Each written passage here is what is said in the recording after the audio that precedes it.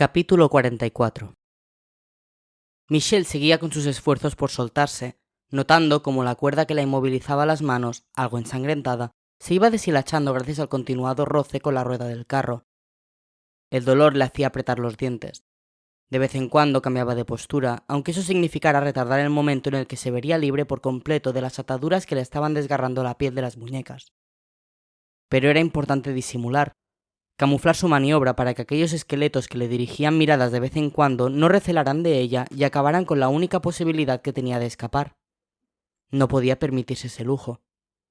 El niño, desde su cercana posición, le observaba ofreciendo un aspecto tan desvalido que ella apartó la vista, conmovida. Michelle se sintió algo culpable al no contar con él en sus planes, pero sabía que su situación era tan grave que le impedía ocuparse de nada que no fuera su propia fuga. El hecho de tener ahora un objetivo concreto por el que luchar había ayudado a Michelle a recuperar algo de ánimo, lo que delataba su propia postura, más erguida, casi desafiante, en medio de las tinieblas que lo envolvían todo. El miedo, la sumisión resignada habían desaparecido de sus ojos, dando paso a una mirada que resucitaba la enérgica determinación que siempre la había caracterizado. No estaba todo perdido, o al menos quedaba el último recurso de luchar hasta el final. A pesar de no tener ni idea de qué querían hacer con ella, aquel mundo oscuro y la forma en que la habían secuestrado le indicaban que, de algún modo, su vida corría un serio peligro. Se sentía como una res yendo hacia el matadero, y recordar la estúpida docilidad de los animales ante su inminente ejecución solo sirvió para estimular todavía más su rabia ante lo injusto de la situación. Michelle dejó las preguntas lógicas para otro momento. Su inteligencia le exigía ahora una rebeldía que requería de todo su aliento, y ella estaba dispuesta a obedecer aquel claro instinto de supervivencia. El paisaje lúgubre que los rodeaba no la intimidó. ¿Qué podía ser peor que aguardar su muerte sin oponer la más mínima resistencia? Si tenía que morir, al menos quería hacerlo con dignidad. Lo único que sentía era no disponer de ningún arma, ni un simple cuchillo, pues eso solo le dejaba la alternativa de huir, sin posibilidad de defenderse en caso de que la volvieran a atrapar. La situación del niño maniatado era una cuestión mucho más espinosa. ¿Cómo pensar en él si ni ella misma podía garantizar su propia libertad? Aquel argumento tranquilizó un poco su agotada conciencia. Soy el padre Martín y estoy aquí para combatir la herejía en estas tierras. Vos parecéis el cabecilla del grupo, sentenció aquel hombre señalándolo con una mano enjollada, sin suavizar su postura altiva. Por eso os han traído a mi presencia. Lo mejor será que reconozcáis los hechos. Os evitaréis muchos problemas y mucho dolor. Vos y los demás. Pascal había sido conducido por los carceleros ante aquel tipo grueso, ataviado con un hábito de calidad, que se movía de forma ceremoniosa en el interior de un salón bastante lujoso. Llevaba al cuello una gruesa cadena de oro de la que pendía un crucifijo, lo que confirmó a Pascal que se encontraba ante un religioso. La forma de hablar de aquel individuo traslucía un radicalismo que en aquellas circunstancias resultaba amenazador. ¿Qué hechos?, se atrevió a preguntar el chico, intentando ganar tiempo e información. El padre Martín esbozó una sonrisa sarcástica. Os imaginaba más inteligente, repuso. Al igual que con la penitencia, reducir el tiempo de dolor es reducir el sufrimiento. Y si no estáis ayudando a que vuestro paso por aquí sea breve... Estaba claro que el religioso había malinterpretado la duda de Pascal, tomándola como una insolente manifestación de una descarada actitud rebelde. ¿No vais a hablar?, insistió el religioso con el rostro vuelto hacia un amplio ventanal, como ignorando la miserable presencia de Pascal. Los dominicos somos pacientes, pero todo tiene un límite. Hablaba sin alzar la voz, modulando sus palabras con la complacencia del que sabe en sus manos el poder sobre la vida y la muerte. Beatriz, inquieta, se aproximó al viajero. ¿Qué hacemos?, ella susurraba, a pesar de que nadie más que Pascal podía oírla. El chico, cargado con los dolorosos grilletes, la miró de un modo sutil, pero no contestó. No quería parecer un loco hablando solo delante de aquel orondo desconocido del que irradiaba una peligrosa autoridad. A su espalda, varios guardianes esperaban órdenes. El dominico hizo un gesto con la mano y un soldado se acercó portando en sus manos la piedra transparente. El religioso la cogió, tanteando su peso. ¿Y esto qué es? ¿Lo utilizáis para algún rito pagano? Os animo a que cooperéis, pues tarde o temprano acabaremos llegando al mismo punto. Todos los que se resisten terminan hablando, algo que podrían haber hecho sin sufrir daño en sus cuerpos pecadores. Por un momento pareció que el padre Martín iba a estrellar el mineral contra el suelo. Pascal contuvo la respiración, aunque procuró no exteriorizar su ansiedad. Si el dominico se daba cuenta, sin duda materializaría aquella idea. La propia curiosidad del religioso evitó el desastre. No rompería aquella extraña roca hasta averiguar para qué servía. «Llevaoslo», ordenó por fin el dominico con cara de infinito desprecio.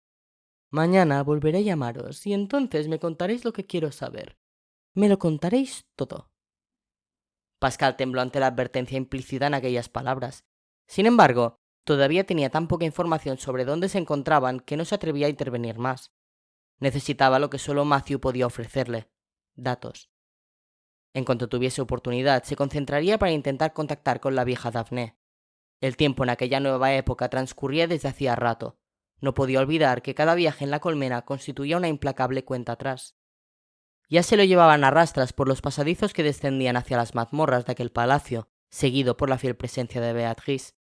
El espíritu errante había logrado fijarse en dónde guardaba el religioso la piedra transparente, antes de abandonar la estancia con la comitiva de carceleros. No hacía falta ser muy perspicaz para comprender que tendría que volver por ella. Pascal, mientras tanto, ardía en deseos de hablar con Beatrice sin incómodos testigos, para organizar sus movimientos.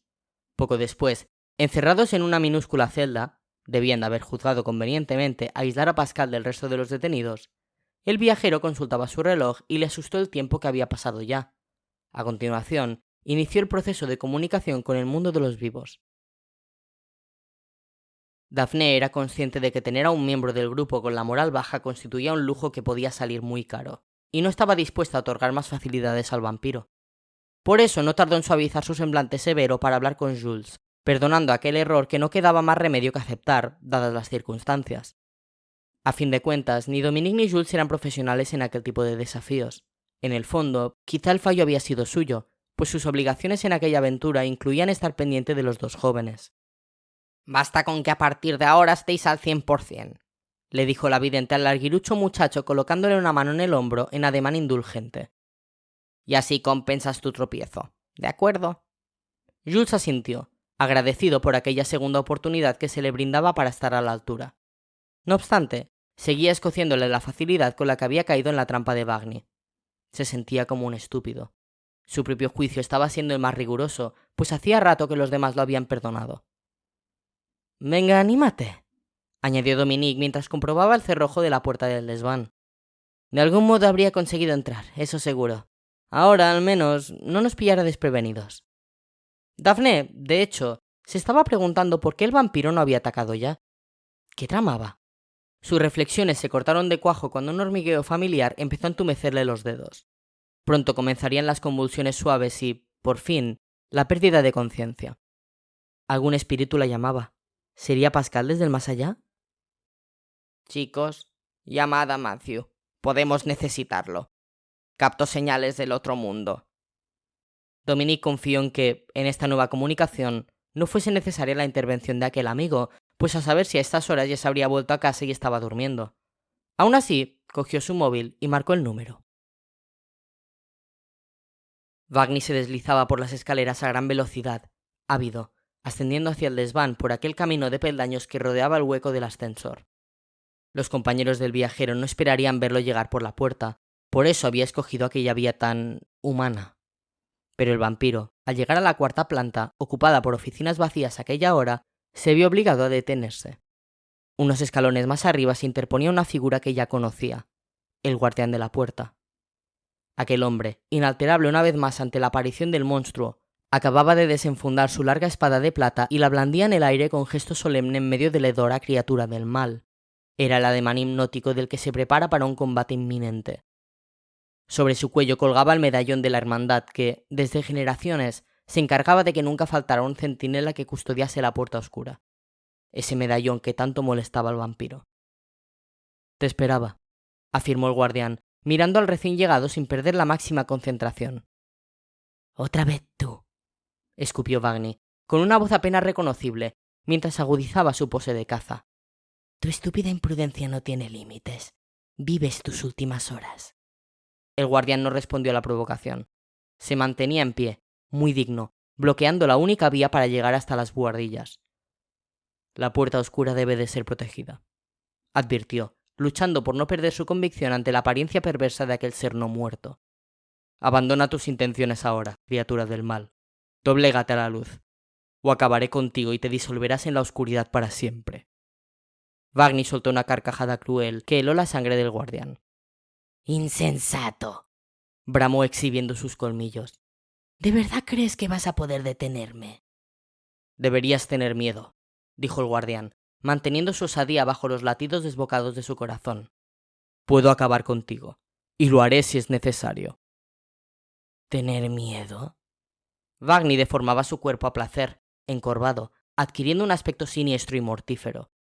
Yo soy el miedo, ilusa inmortal. Yo soy el miedo. Aquella declaración, mientras el monstruo cabeceaba enseñando los afilados dientes y movía voluptuosamente sus dedos de curvas uñas, resultaba de lo más elocuente. Disfruta de tus últimos momentos de sangre caliente, mortal. En realidad, el guardián nunca había visto a un vampiro entrar en acción, y lo que se ofreció ante sus ojos superó todas sus expectativas. Y es que en un instante ya tenía a Vagni sobre él, cayéndole desde el aire tras un inesperado salto que cubrió sin problemas una distancia de varios metros. En el brillo de los ojos del vampiro, el guardián descubrió que aquel depredador estaba disfrutando. El hombre lanzó una estocada defensiva que logró detener la caída letal del demonio, obligando a la criatura a esquivar el prolongado filo de plata y la visión incómoda del medallón.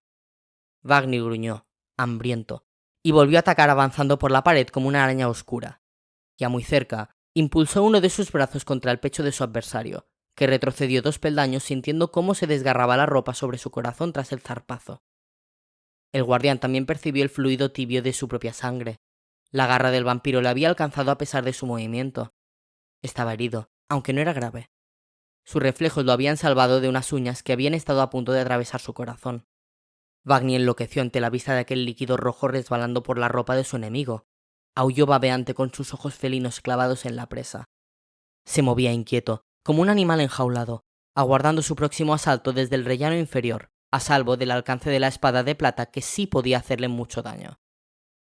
El hombre apenas tuvo tiempo para comprobar su estado, pues Vagni se lanzó de nuevo contra él sin aguardar más, desplegando su capa oscura para intentar desorientarlo. En esta ocasión, el manejo experto del centinela sí logró que la espada de plata alcanzase al vampiro en un costado, abriendo una brecha en su carne muerta. Vagni aulló de dolor, al tiempo que terminaba su maniobra descargando contra el guardián un tremendo golpe con sus garras que lo tiró escaleras abajo, abriéndole un segundo corto en un brazo. Al menos, el monstruo no había herido a aquel hombre con sus colmillos, lo que habría condenado al guardián transformándolo en un no muerto para siempre. El protector de la puerta oscura acabó tirado en el rellano, dolorido y magullado. No podría recuperarse antes del siguiente asalto del vampiro, así que se preparó para lo peor, alzando su espada como pudo. Vagni, también herido, se disponía a destrozar a su adversario, pero no continuó su hostigamiento. Una puerta se había abierto un piso más arriba y su excepcional oído de cazador había detectado el sonido y unas tenues pisadas. ¿Hay alguien ahí? Preguntaba Blanche Pelen, la única alquilada en el edificio de los Marceau, sin sospechar el terrible peligro que corría al asomarse a la escalera en aquellos instantes. Vagni miraba con ojos acerados al guardián, que permanecía resollado en su patética posición defensiva a la espera del último embate. El vampiro volvía alternativamente su rostro hacia los escalones superiores, como dudando entre culminar aquella lucha o encargarse de la inoportuna mujer que seguía encordeando con su estúpida vocecita. Vagni pareció decidirse. Si la mujer avisaba a la policía, su misión se complicaría mucho, así que convirtió a aquella señora en su prioridad. La mataría y después entraría en su piso para acabar con cualquier mortal que pudiera echarla en falta durante esa noche. No quería más testigos. Después subiría hasta el desván. Se negó a retardar más su encuentro con la puerta oscura. El viajero podía regresar en cualquier momento. El guardián había adivinado desde su rincón, horrorizado, lo que el monstruo se disponía a hacer. ¡Huya, señora!, gritó poniéndose en pie, a pesar de sus dolores, para llamar la atención del vampiro. ¡Métase en su casa! ¡No salga! Fue inútil. La velocidad de aquella criatura, unida al estado somnoliento de la mujer, hicieron que en pocos segundos su cadáver estuviese tirado sobre los peldaños, con la cabeza arrancada. Vagni la había decapitado de un zarpazo para continuar con su avance letal. El vampiro hizo un esfuerzo para no quedarse deleitándose con la sangre caliente derramada sobre las paredes, y habría tiempo. Por suerte, Vagni no encontraría a nadie más en aquel hogar cuya puerta permanecía abierta, otorgándole la invitación que le hacía falta para entrar en él. Matthew se quejó, al otro lado de la línea, con voz de sueño. Vale que mañana sea sábado, pero os estáis pasando. Ya estaba en la cama. Dominic se disculpó con rapidez. Su tono rezumaba tal presión que incluso Matthew, medio adormilado, lo percibió. Al final me lo explicaréis todo, supongo. Claro, accedió Dominic para salir del paso. El vampiro, además, podía aparecer en cualquier momento. El chico envidió la tranquilidad de Matthew en su casa, pero sabía que el protagonismo tenía un precio y él debía pagarlo por su implicación en el secreto de la Puerta Oscura. Nunca le había importado aquel coste a cambio de figurar. Nunca, hasta aquel instante de miedo en el que empezaba a dudar si compensaba. Y es que podía morir, o algo peor. Venga, dime de qué se trata esta vez, murmuró Matthew, casi sin vocalizar. Dominic repitió todo lo que salía de la boca de la vieja Daphne, punto por punto. Lo primero que Pascal quiso saber era en qué consistía una herejía, qué significaba exactamente ser un hereje, pues, en aquel otro mundo, esa era la acusación que pendía sobre su cabeza.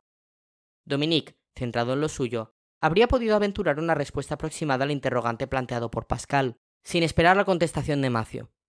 Aún así, prefirió limitarse a su labor de intermediario. Pues Matthew trataba de sintetizar sus conocimientos.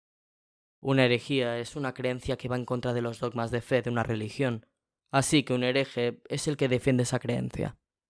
Dominic transmitió esa información y, a continuación, planteó a su amigo nuevas cuestiones.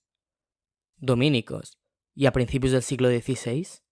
Matthew iba despertando, alentado por aquellos contenidos. No hay duda, se trata de la Santa Inquisición. Me encanta ese tema. Era una organización religiosa católica encargada precisamente de combatir las herejías en Europa, para proteger el poder de la Iglesia en Roma. Duró siglos y tenían tanto poder que hasta los reyes se andaban con cuidado. En España hubo un inquisidor general muy famoso, Torquemada. Era de la orden de los dominicos. También acabaron buscando brujas, falsos conversos, y se sobraban mucho para cumplir su misión. Lo peor que te podía ocurrir era que te acusaran de hereje. ¿Por qué? No creas que se preocupaban mucho en comprobar si la acusación era cierta. Si alguien te denunciaba o sospechaban de ti, te detenían, te confiscaban los bienes y te encerraban en prisión. Pero eso no es todo. ¿Aún hay más? Dominic no conseguía imaginar qué utilidad podían tener para Pascal aquellos datos, pero intuyó, como ocurriera con la consulta sobre la peste negra, que no podía ser muy bueno. Jules compartía aquella impresión. Los inquisidores eran expertos en torturas, siguió Matthew. Como no solían tener pruebas que comprometieran a los detenidos, necesitaban su confesión para poder condenarlos y... ¡oh, sorpresa! Pues resulta que casi todos los prisioneros acababan reconociéndose como herejes, aun sabiendo que eso suponía la muerte para ellos. Los ejecutaban, a veces en la hoguera. Ya imagino cómo lograban que los detenidos confesaran. Matthew soltó una risilla sádica. Los torturaban hasta que... cantaban. Encerrados durante semanas en mazmorras, alternaban métodos como el potro, que iba estirando el cuerpo hasta romper los huesos, los hierros candentes, latigazos. Eran unos profesionales de la tortura. Casi nadie salía vivo de esos procesos, y mucho menos si no pertenecían a familias nobles. ¿Pero es que no les importaba la posibilidad de equivocarse? Es lo que tiene el fanatismo. Estaban convencidos de que lo que hacían era una misión sagrada. Y en aquellos tiempos, además, la gente era muy ignorante y supersticiosa. Por eso, un acusado lo tenía muy chungo para que creyeran en su inocencia. Capítulo 45. Pascal fue despertando de su ensoñación con más dificultades que en las ocasiones anteriores. La comunicación con el mundo de los vivos era cada vez más difícil. Se frotó las muñecas, lastimadas por el roce de los grilletes. Sus tobillos no estaban mejor, con la piel abierta de lo que más tarde serían dolorosas llagas. «Tenemos que salir de aquí como sea», le anunció Beatrice. «Y rápido. No vale la pena que intente convencerlos de nada. La respuesta de Matthew me ha confirmado lo que imaginaba. Estamos en manos de la Inquisición». De vez en cuando llegaban hasta ellos los gemidos de otros cautivos, invisibles entre las paredes de celdas próximas. Prisioneros que llevaban tiempo allí, sin ver el sol, comiendo restos agusanados entre ratas, que ya habían experimentado en sus cuerpos las artes de los torturadores. ¿Eso te han dicho tus amigos?, preguntó Beatrice. ¿Que no te molestes en hablar? Sí. Será peor si lo hago. El padre Martín es un inquisidor, por lo visto. Jamás me dará una oportunidad de salir de aquí. Solo quiere ejecutarnos a todos, eliminarnos por miedo a que contaminemos el pueblo o algo así. ¿Contaminarlo ¿De qué? ¿Con qué? Pascal se encogió de hombros. No estoy seguro. Contaminar con nuestras creencias, supongo. Se ve que podemos corromper a los buenos cristianos con nuestras ideas. Beatriz asintió. El poder se vuelve peligroso cuando se siente amenazado, tradujo. Es una vieja historia, quizá la más vieja de todas. Pascal se acercó hasta el portalón de hierro y acarició los barrotes herrumbrosos. Yo no puedo disolverme como tú, Beatriz. No hará falta. Algo podremos hacer. Recuerda que cuentas con mi ayuda. Sí, lo sé, pero tiene que ser algo rápido. Ya has oído las palabras de ese religioso. Está convencido de que mañana confesaré, y eso solo significa una cosa. Van a venir a torturarme. Sus palabras parecieron señalar el instante en que aquel presagio debía materializarse, pues a los pocos segundos se oían pisadas que avanzaban por el corredor que conducía hacia allí. Eran 4 guardianes armados, uno de los cuales exhibía un enorme matojo de llaves. Tu turno, advirtió aquel carcelero ante la puerta, mostrando sus dientes ennegrecidos. Ya veremos si ahora te entran ganas de contar cosas, hereje. Pascal dirigió a Beatriz una mirada asustada, que a ella le rompió el corazón. Dime qué quieres que haga, por favor, rogó el espíritu errante al viajero, incapaz de soportar cómo se llevaban al chico a trompicones. Por favor. No sé, fue lo último que se atrevió a susurrar Pascal, con el agotamiento del miedo en la boca. No sé. Pascal no podía olvidar que cualquier error podía ser fatal. Bastaba con que uno de aquellos soldados interpretara mal un gesto suyo, juzgara presuntuosa una mirada y decidiera ejecutarlo sobre la marcha. Así de sencillo. Cualquiera de aquellas espadas podía atravesarlo y matarlo en segundos, y todo habría acabado. Él, sin vida, lejos de casa, de su tiempo, su alma presa en tierras oscuras. Todos los esfuerzos, los sacrificios, todas las vidas y las muertes implicadas en aquella aventura, para nada. Michelle, condenada sin saber por qué, sin la posibilidad de elegir para equivocarse, porque no había tenido opción, arrebatada de su realidad por culpa de Pascal, que en su prepotencia había pensado que él podía convertirse en el viajero sin provocar consecuencias. Qué ciego había estado, obsesionado por escapar a una condición mediocre que, ahora lo veía, no era tal. Su imprudencia, su falta de perspectiva habían puesto muchas vidas en peligro. Y es que el tiempo transcurría en aquella época como lo hacían todas, por lo que un encierro prolongado lo sentenciaría para siempre a vagar por la colmena como un alma en pena. Se arruinaría el rescate de su querida Michelle, y el mundo de los vivos quedaría privado de la tutela de un viajero hasta dentro de un siglo.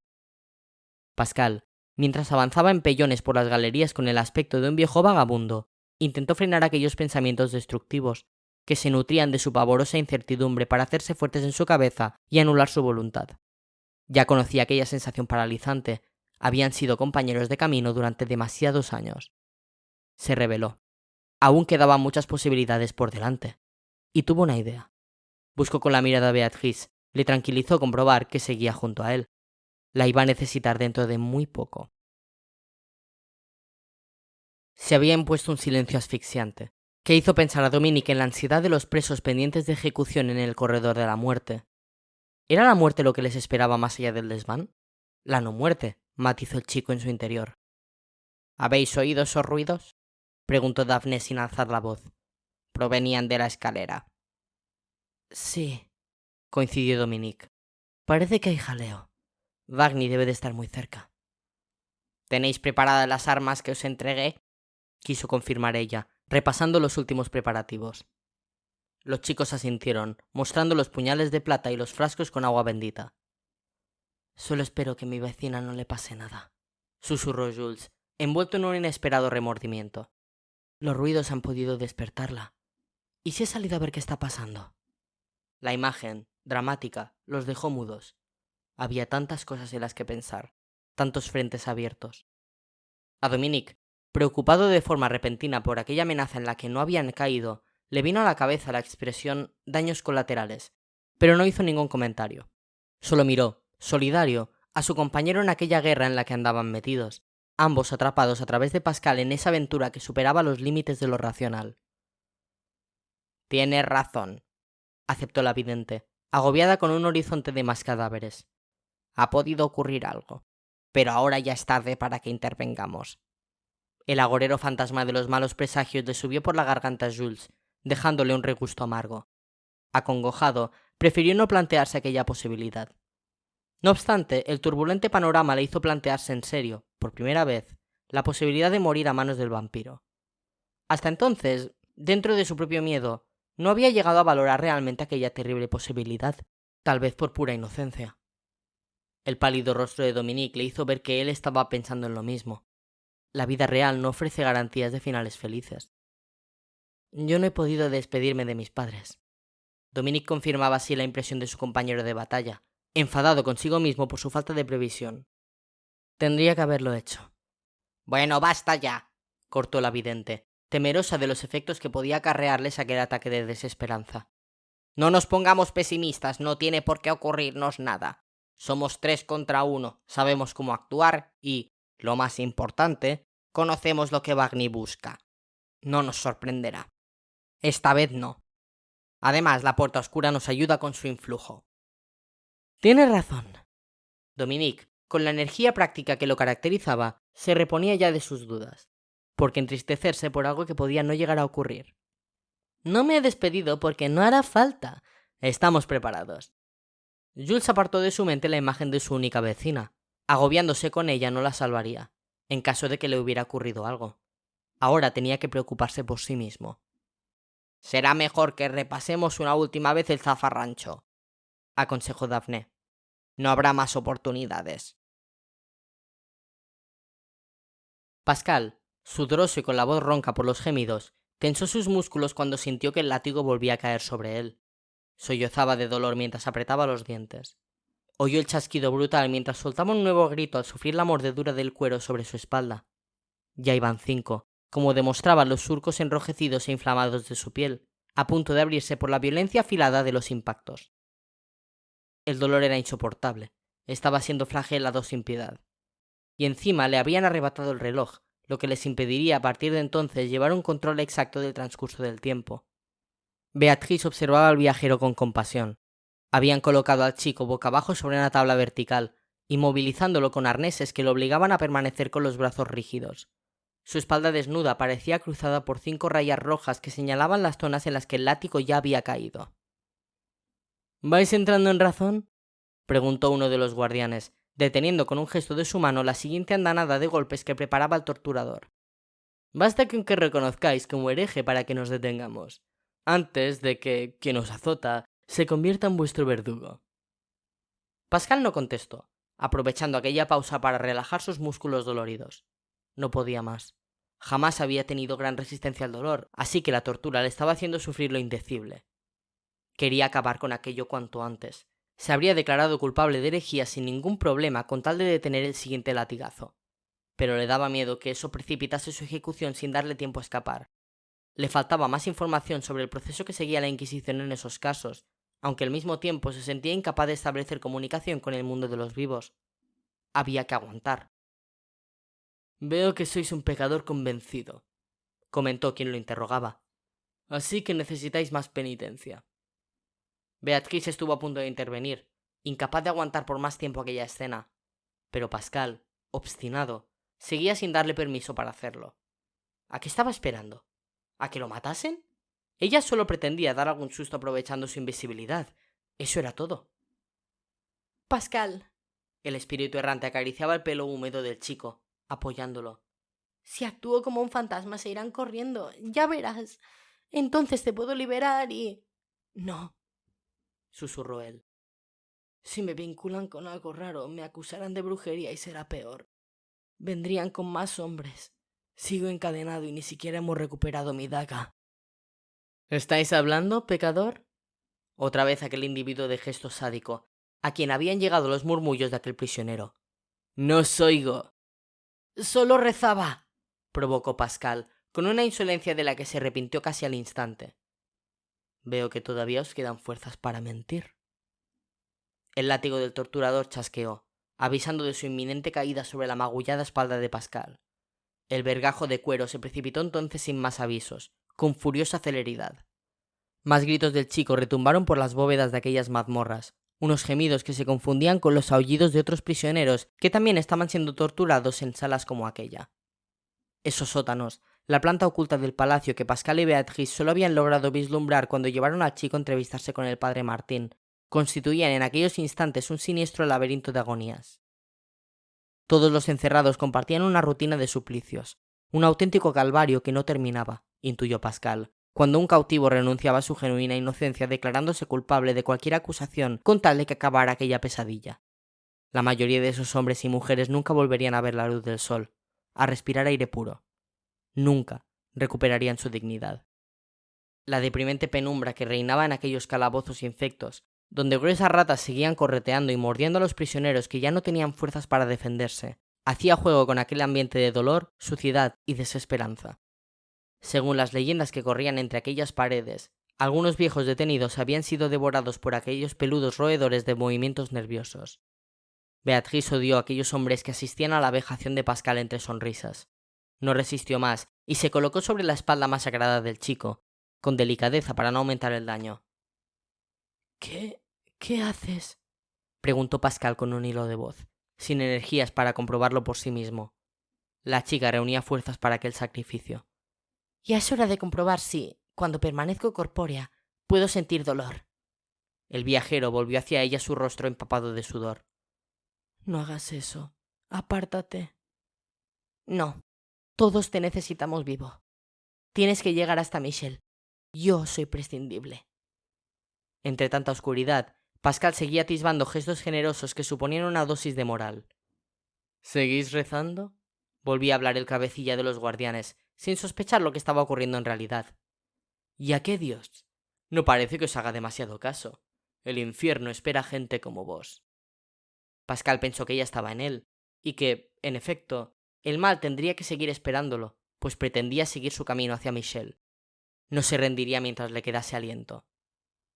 El látigo volvió a oírse, pero en esta ocasión Pascal no lo sintió hundirse en su piel.